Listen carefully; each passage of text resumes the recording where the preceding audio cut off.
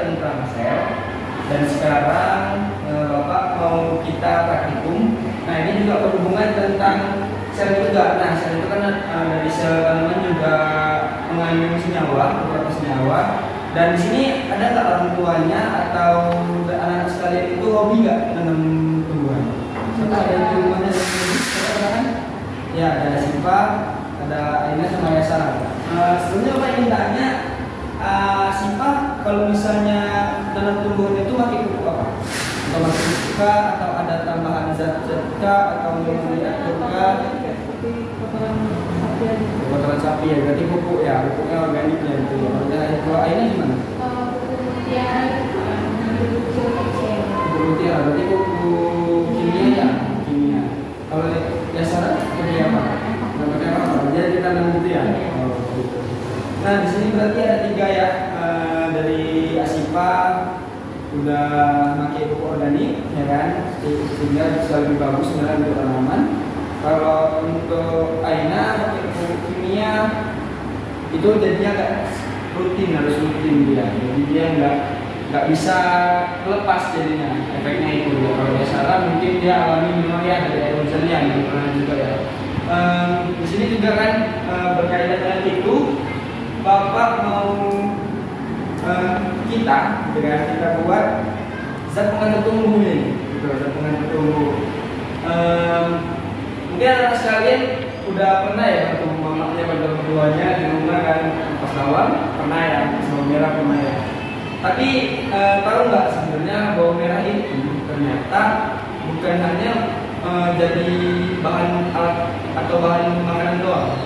Ada yang tahu selain itu? Bisa jadi pupuk kulit. Kurang tahu. Pestisida. Pestisida.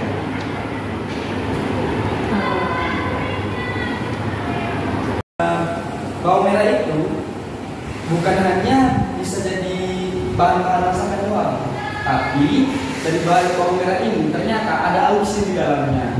Nah, auksin inilah yang menjadi zat, maksudnya sebuah senyawa yang mengatur tanaman itu lebih cepat tumbuh dan lebih cepat lebih baik dia tumbuhnya. Nah, dan selain itu sebenarnya di bawang merah ini juga kalau kita caca-caca dari kecil-kecil itu dia bisa mengeluarkan sebuah senyawa.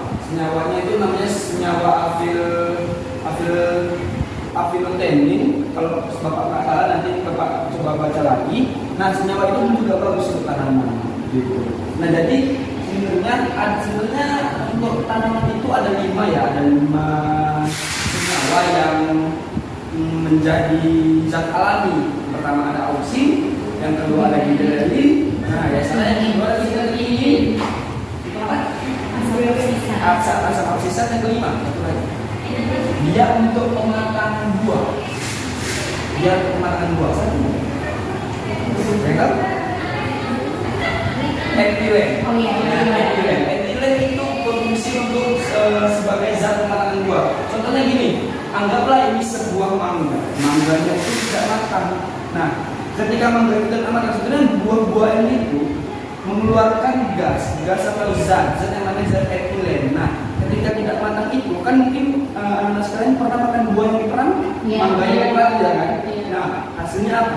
Sedikit lebih manis atau lebih agak-agak kurang manis ya, karena memang matanya nggak alami, karena itu matanya dipaksa. Tapi sebenarnya zat etilen itulah yang membuat tanaman matang. Ketika tidak matang sebenarnya buah itu tetap mengeluarkan zat etilen. Nah, ketika tidak matang, ketika dia zatnya itu keluar, itulah yang membuat prosesnya lama matang. Kenapa tadi bisa diterang? Maksudnya itu biar zat etilen itu terperangkap di dalamnya, terperangkap di dalam untuk si buah ini menjadi matang, seperti itu ya. Nah, oke, baik, mungkin ini Bapak ada KKP atau rumah kerja yang akan kita praktikkan bersama. Karena ada 2 teman kita yang nggak hadir, jadi ambil air dulu. Ada yang bawa air, terus ambil air. Yang bawa air, nah dia bawa air, oke. Nah, selanjutnya anak-anak sekalian baca dulu LKPD-nya kurang lebih 3 sampai 5 menit. Baru nanti kalau misalnya ada yang bertanyakan silakan. Lithiamin. Nah, lithiamin ini yang berperan melancar metabolisme pada jaringan tubuhan dan bersifat fungisida dan bakterisida. Nah, Oh, jadi fungi bakteri hindar gitu lah ya. iya. Nah, jadi sebenarnya kelebihan lainnya daripada ekstrak bawang merah ini adalah itu jadi bakterisida alami. Jadi tanaman itu jadi tanaman itu terhindar dari bakteri-bakteri. Bukan terhindar sih, lebih ke ketahanan terhadap bakteri. Pedas. Kan digeprek. Nah, ada geprek ya.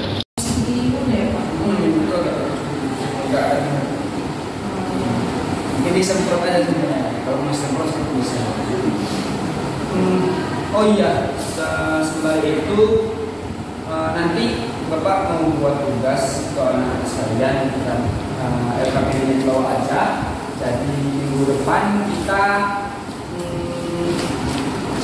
anak sekalian buat ini di rumah, terus dipraktekkan di rumah. Kayak Aina yang sering pakai pupuk kimia, dibandingkan hasilnya dengan pakai ekstrak ini. Ya Sarah juga kan tadi nggak pakai apa-apa, itu dibandingkan yang nggak pakai apa-apa itu coba pakai ini, apakah hasilnya akan lebih baik atau tidak. Itu mesti Aisyah atau Lilis juga bisa praktekkan di rumah. Nanti tabel pengamatannya akan Bapak kirim dari grup WA ya. Nanti laporannya kita minggu depan dulu. Nah sebelum kita akhir pelajaran itu di LKPD ada evaluasi, anak-anak bisa kesini dulu ya. Terhindar dari ulat maupun fungi yang bersifat patogen di tanaman itu. Baik sekali ya Sarah. Yang kedua silakan Aina. Ya, nomor 2 Pak, pertanyaannya apa yang dimaksud dengan zat pengatur tumbuh atau ZPT? Jadi zat pengatur tumbuh itu adalah zat yang merangsang untuk pertumbuhan tanamannya Pak. Oke. Zat pengatur tumbuh dari bawang merah. Jadi manfaatnya itu sebagai fungisida dan herbisida alami bagi tumbuhan. Baik. Oke, selanjutnya soal nomor 4. Silakan Aisyah. Nomor 4, jelaskan langkah-langkah dalam melakukan pengekstrakan zat pengatur tumbuh dari bawang merah. Jadi dari praktikum tadi, yang pertama kita lakukan untuk membuat zat ZPT dari bawang merah yaitu mengupas bawang merahnya, membersihkannya, kemudian bawang merah dicacah, tetapi lebih bisa di blender sehingga dibentuknya pasta. Nah setelah dicacah, bawang merah direndam dengan air dengan perbandingan 2:1, di mana airnya 100 ml, bawangnya sebanyak 40 gram. Baik, terima kasih. Kemudian dibuka. Kita sudah mendapatkan ekstrak cair dari bawang merah itu, selanjutnya kita aplikasikanlah kepada tanaman. Nah, sebenarnya kita aplikasikan kepada tanaman itu enggak yang harus tiap saat, cuman karena kita sekarang mau melakukan pengamatan, nah langkah lebih baiknya itu seminggu rutin kita pakai dulu. Seminggu kita rutin pakai dulu ekstrak cairnya, kita lihat tanamannya, apa yang terjadi pada tanamannya, ya. Lalu pertanyaan selanjutnya yaitu bagaimana cara menyimpan ekstrak cair bawang merah agar tetap awet dan dapat digunakan sebagai ZPT. Nah, jadi sebenarnya cairan ekstrak bawang merah ini lebih baik disimpan itu di lokasi yang tidak langsung terkena matahari, tidak terkena sinar matahari langsung. Nah itu akan lebih mempertahankan ZPT itu, ya kurang lebih seperti itu. Nah, baik, jadi kesimpulannya yaitu adalah sebenarnya ada banyak ya bahan-bahan alami yang dapat menjadi zat pengatur tumbuh di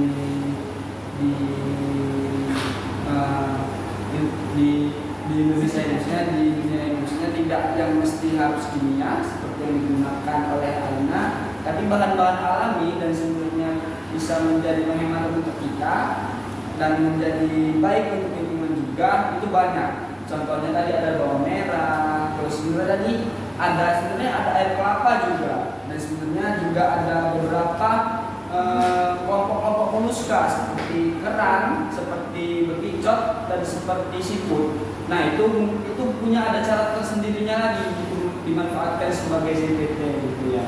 Nah dan balik lagi sebenarnya tumbuhan itu memerlukan yang adanya senyawa-senyawa seperti auxin, giberellin, terus tadi apa ya salah seperti ini, terus ada sisa juga kalau misalnya dia berbuah ya.